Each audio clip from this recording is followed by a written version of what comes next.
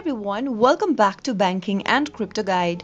In today's video, I'm going to show you how to log into your Ford credit card account online. Watch the video till the end and don't forget to subscribe to our channel if you've not yet.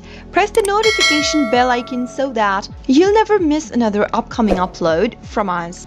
In order to log in and access your Ford account credit card online, open up a web browser of your choice.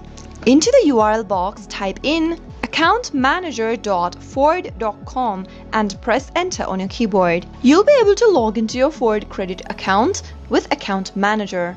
Once you're logged in, you'll be able to access and edit your account information, pay your bills, and so much more. From the login area, click on the Sign In button if you already have an account. If you don't, click Register and follow the on-screen prompts. To log into your credit card, you must log in with your email address and your password for your Ford account. Simply enter your email address in the first text box and make sure to type in your password on the next field. In case you don't remember your password, click on Forgot Password link beneath the Sign In button and follow the on-screen prompts in order to reset to a new password. After typing in your details, click Sign In and you'll be able to log into your Ford account.